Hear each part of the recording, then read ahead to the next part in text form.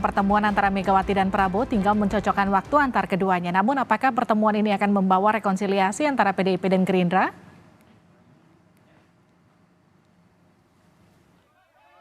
Sekjen PDI Perjuangan Hasto Kristianto menyebut rencana pertemuan antara Megawati Soekarno Putri dan Prabowo Subianto sebagai tradisi silaturahmi biasa. Hasto menyebut pertemuan keduanya akan digelar setelah tahapan di MK rampung. Hasto menegaskan saat ini PDIP fokus pada gugatan Pilpres di Mahkamah Konstitusi. Ya, tradisi silaturahim kan suatu yang baik bagi kita sebagai bangsa. Tentu sekarang proses sedang di MK, kemudian gugatan melalui PT UN juga sedang dilakukan. Ada berbagai temuan-temuan sebagaimana yang menjadi diskusi hari ini. Pertemuan tentu saja nanti setelah tahapan-tahapan semuanya itu diselesaikan, karena bagi kami mempersoalkan pemilu demi kedaulatan rakyat, demi masa depan merupakan skala prioritas yang terpenting saat ini. Ketua Harian Partai Gerindra Sufmi Dasko Ahmad menyatakan pihaknya sedang mencari waktu pertemuan Prabowo Subianto dan Megawati Soekarno Putri serta Puan Maharani. Dasko menyebut pertemuan Megawati dan Prabowo sebagai upaya rekonsiliasi pasca Pilpres. Ya, bahwa pertemuan Pak Prabowo dengan Mbak Puan, Pak Prabowo dengan Bu Mega tentunya akan direncanakan, akan dibicarakan bersama, dan nanti pada saatnya akan diberitahu kepada wartawan gitu. Jadi sinyalnya positif ya? Tapi Lebaran ini akan digunakan nggak Bang untuk dimanfaatkan Jadi untuk rekonsiliasi ini Bang? Nah, ini kita belum tahu apakah kemudian Pak Prabowo ada di Indonesia pada saat Lebaran atau kemudian Bu Mega kemudian juga berencana ada di Indonesia.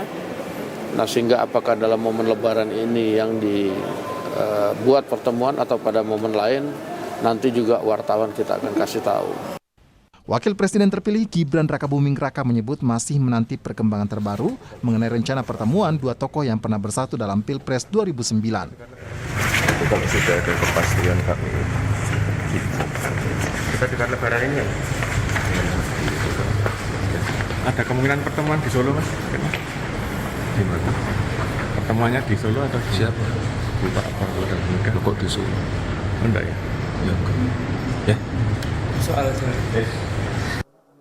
Sinyal pertemuan kedua pemimpin parpol besar itu sempat disampaikan oleh Putri Megawati yang juga Ketua DPP PDI Perjuangan kala memimpin rapat paripurna penutupan masa sidang DPR hari Kamis lalu. Puan hanya menyebut saat itu pertemuan keduanya usai Lebaran. Tim Liputan, Kompas TV. Pertemuan Mega Prabowo sudah sering terjadi, tapi jadi istimewa ketika dilakukan usai pemilu. Akankah ini jadi jalan rekonsiliasi meski disebut relasi keduanya sebetulnya tidak ada persoalan? Kita akan bahas bersama Ciko Hakim, politisi PDI Perjuangan, dan juga politisi Gerindra Wihadi Wianto, juga Firman Nur, peneliti politik dari BRIN. Selamat malam Mas Ciko, Mas Wihadi, dan juga Mas Firman. malam. Malam Pak Wihadi, malam Bung Firman. Yes, selamat malam Mas Ciko. Saya ke Mas Wihadi dulu ya. Mas Wihadi, jadi kapan ketemunya nih? Pertemuan ini kan sudah merupakan satu pertemuan yang mungkin ditunggu-tunggu ya. Dan memang ini pertemuan dua tokoh bangsa yang sebenarnya tidak ada masalah apa-apa, dan ini adalah merupakan sesuatu pertemuan yang silaturahmi. Dan kalau pertemuan waktunya kapan, ya saling mencari waktunya nanti kapan pas waktunya sama-sama bisa bertemu. Tapi bagaimanapun juga ini adalah sesuatu hal yang memang harus kita cermati, bahwa pertemuan ini adalah pertemuan di bagaimana untuk kepentingan bangsa ini setelah kita menghadapi pemilu, dan saat ini juga masih sedang proses di MK. Jadi kita masih menunggu waktu yang tepat saja. Jadi waktu yang tepat atau waktunya Bu Mega yang ditunggu sebenarnya Pak Wihadi? Ya sama-sama, karena kan juga Pak Prabowo juga mempunyai kegiatan-kegiatan, Pak Bu Mega juga. Ya, jadi kita sama-sama untuk mencocokkan waktunya lah. Ini kan sudah ada beberapa pembicaraan yang mungkin tinggal menunggu waktunya saja. Baik, tinggal menunggu waktunya Mas Ciko. Jadi sebetulnya kapan Bu Mega akan meluangkan waktu untuk bertemu Pak Prabowo? Karena kemarin kan Mas Hasto sempat nyebut usai sengketa di MK selesai. Artinya pasca Lebaran di atas tanggal 22 April. Pastinya yang utama tentunya pertama-tama kami kan masih ada gugatan di Mahkamah Konstitusi. Nah itu kita selesaikan dulu supaya semuanya jadi clear apa yang menjadi ketetapan dari hasil pemilu ini. Itu pertama. Yang kedua terkait dengan pertemuan dengan antara Ibu Mega dengan Pak Prabowo, tentunya betul memang itu hanya masalah waktu dan saya rasa ini sesuatu yang wajar bila kedua tokoh bangsa ini bertemu. Pertama, memang tidak ada persoalan pribadi di antara keduanya, ya tidak ada persoalan yang begitu prinsip di antara keduanya. Dan kalau dibilang banyak yang sering menyebut kapan rekonsiliasi, saya merasa ini tidak perlu ada rekonsiliasi karena memang tidak ada perseteruan yang sifatnya permanen atau yang sifatnya mengakar dan lain-lain. Tetapi kita tahu memang kita baru saja menyelesaikan kontestasi Pilpres dan Pemilu 2024 di mana itu adalah bagian dari proses demokrasi di sebuah sistem demokrasi. Jadi memang masalah waktu aja. Tapi yang utamanya pasti menunggu hasil dari putusan Mahkamah Konstitusi dan kami menyambut positif pertemuan tersebut karena ini baik untuk bangsa dan kalau kita berasumsi salah satu dari kedua tokoh itu adalah pemenang dari Pilpres misalnya dan salah satu berasumsi juga salah satu dari kedua tokoh tersebut adalah pemenang dari pemilu legislatif. Nah ini suatu hal yang wajar bila keduanya bertemu dan saya rasa untuk kebaikan bangsa ke depan. Terkait dengan agendanya tentu saya masih melihat agendanya kami sebagai dari Partai PDI Perjuangan tentu melihat masih agenda dari silaturahmi. Tidak terlalu jauh berbicara soal teknis bagaimana ke depan apakah berada di luar pemerintahan, atau berada dalam pemerintahan dan lain-lain.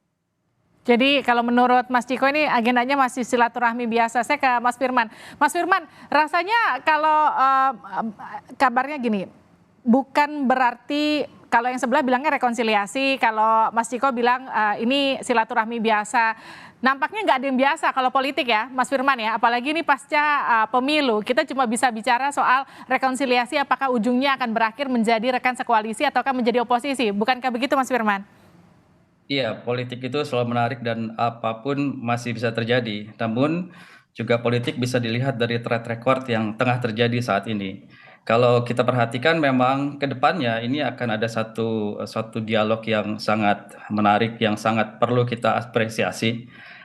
Suatu sinyalemen yang mengatakan kepada seluruh anak bangsa bahwa kita boleh berbeda dalam pilihan-pilihan politik, tapi untuk kemudian apakah berlanjut pada hal-hal yang sifatnya destruktif atau tidak, itu tergantung dari para pemimpinnya. Dan kalau ini kemudian terbangun satu komunikasi yang baik, saya kira ini kita patut dukung begitu ya. Tapi saya duga juga pembicaraannya tidak terlalu sama sebetulnya dengan pembicara yang lain, tidak terlalu mendetail di dalam makna akan membangun satu koalisi sampai sejauh itu tidak.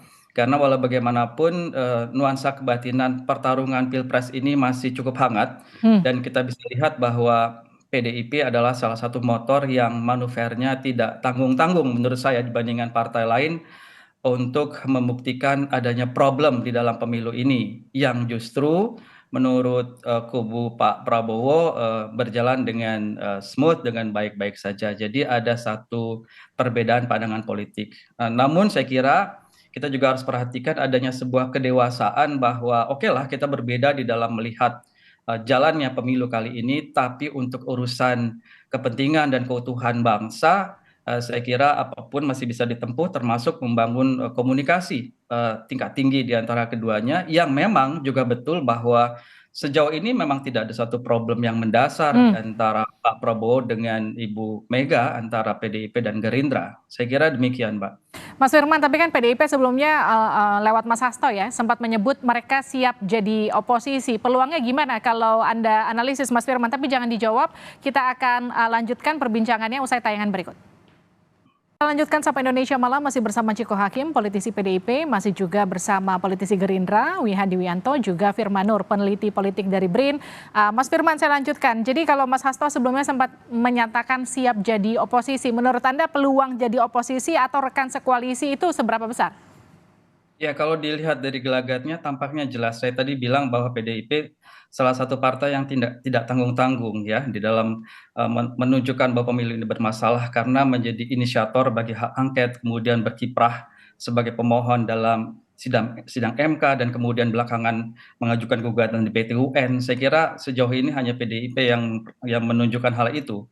Dan ini menunjukkan adanya gejala-gejala perbedaan pandangan yang cukup diametrikal dan signifikan dengan pemenang pemilu untuk sementara begitu. Sehingga kalau memang format politik ini tidak berubah, konstelasi tidak berubah, dan kepemimpinan PDIP juga tidak berubah, saya kira memang potensi untuk menjadi oposisinya memang cukup besar begitu. Nah, cuman kita harus memaknai bahwa oposisi ini bukan berarti tidak berkomunikasi sama sekali begitu. Komunikasi tetap bisa berjalan meskipun pilihan-pilihan politiknya berbeda, bahkan sangat berbeda. Dan itu justru yang sangat kami harapkan ya sebagai pengamat politik dalam dunia demokrasi. Karena checks and balances itu bukan berarti sikap saling diam gitu ya, tapi sikap saling berhubungan terus, berkomunikasi terus, tapi punya posisi yang berbeda. Nah ini kan asik ya.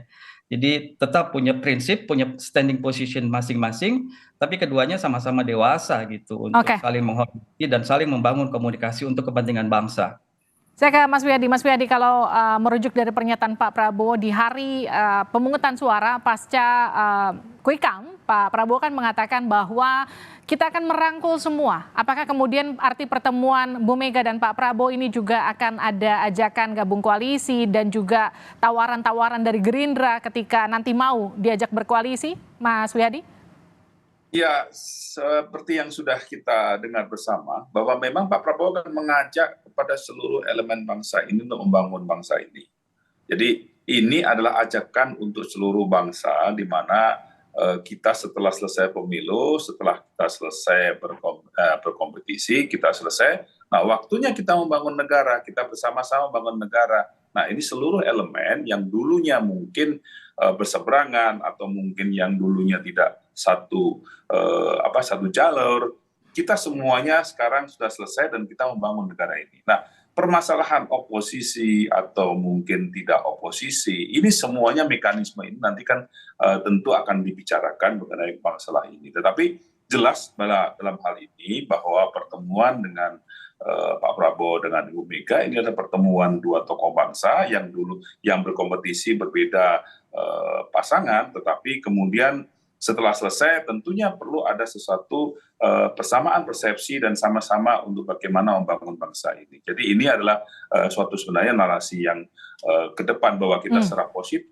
Jadi energi positif yang kita tularkan, bukan energi yang selalu disuruh untuk negatif terus oleh para pengamat. Ini kan pengamat dan juga peneliti ini kan melihat seakan-akan kalau bisa berantem terus sehingga bisa ada yang diolah terus begitu kan. Nah ini kan kita ini membangun negara. Jadi inilah sebenarnya kepinginnya bahwa kita ini sama-sama kita selesai, kita membangun negara. Jadi kalau kita melihat pada Amerika bagaimana dengan Demokrat dan Republik, setelah selesai semuanya membangun negara, mereka adalah Amerika. Dan inilah yang harus ditularkan energi ini, bahwa setelah selesai pemilu, kita ini bangsa Indonesia dan kita membangun bangsa Indonesia. Itu dia yang tadi sempat disinggung Mas Firman, ketika bicara membangun negara, berkoalisi bersama, bagaimana memastikan check and balance itu masih berjalan?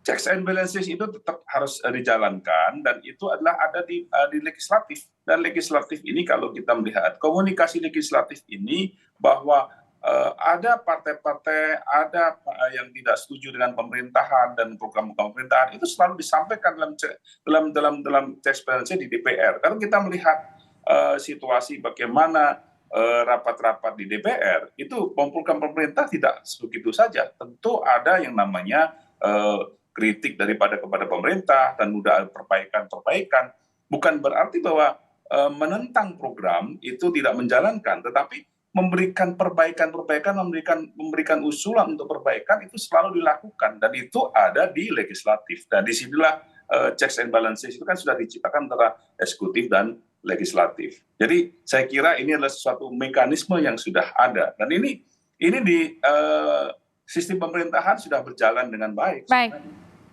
Mas Ciko, kan kalau kita hitung-hitungan nih Mas Ciko ya, dari suara parlemennya kubu pemerintahan kan sekarang masih kurang dari 50%. ketika PDIP bergabung itu akan menjadi sangat besar begitu, karena PDIP punya sekitar 18% suara di legislatif. Mas Ciko sendiri melihatnya seberapa besar godaan dari koalisi pemerintahan ini untuk mengajak PDIP bergabung sebetulnya? Kami tidak ingin berandai-andai terlalu jauh ke sana seperti saya sampaikan tadi, bahwa kami masih menunggu apa yang menjadi sidang gugatan di Mahkamah Konstitusi. Itu yang pertama. Yang kedua, tentunya pemerintahan yang baru ini kan masih cukup lama ya, masih beberapa bulan lagi untuk terlaksana, yaitu bulan Oktober Presiden Jokowi baru selesai menjadi Presiden Republik Indonesia. Jadi pada prinsipnya ya kita sampaikan bahwa bahu-membahu membangun bangsa ini tidak harus serta-merta berada dalam satu koalisi besar di pemerintahan. Berada di luar pemerintahan juga begitu. Checks and balances yang dimaksud juga bukan berarti kalau berada di luar pemerintahan, let's say ada 100 kebijakan yang diinginkan oleh pemerintah, lalu 100-100-nya kita semua akan kita anti gitu kan, tidak begitu juga gitu. Jadi contohnya misalnya kalau memang let's say kita PDI Perjuangan berada di luar pemerintahan, kemudian ada kebijakan-kebijakan yang sesuai dengan visi misi ketika kita berkampanye selama pemilihan presiden maupun pemilu legislatif kemarin, ya tentu akan kita dukung. Gitu. Tapi tentunya hal-hal yang prinsip yang memang tidak sesuai dengan apa yang kita bayangkan, bagaimana untuk membangun bangsa ke depan akan kita lawan. Bisa lah ya jadi oposisi rasa koalisi nanti ya? Sebenarnya nggak ada rasa koalisi, kita lihat aja bagaimana. Karena kan tujuannya semua kan ingin membangun bangsa, tetapi tentu punya cara-cara yang berbeda. Baik, terima kasih Mas Ciko, Mas Wihadi, Mas Firman, terima kasih sudah bergabung di Sapa Indonesia Malam. Livin mancing-mancing aja. Saya masih nanya-nanya oposisi rasa koalisi, asal jangan koalisi rasa oposisi nanti. Negara demokrasi maju, oposisinya kuat, jadi sama-sama terhormat menjadi oposisi. Siap. Terima kasih sudah bergabung di Sapa Indonesia Malam. Malah jadi kartel, itu bahaya. Siap. Sehat-sehat selalu.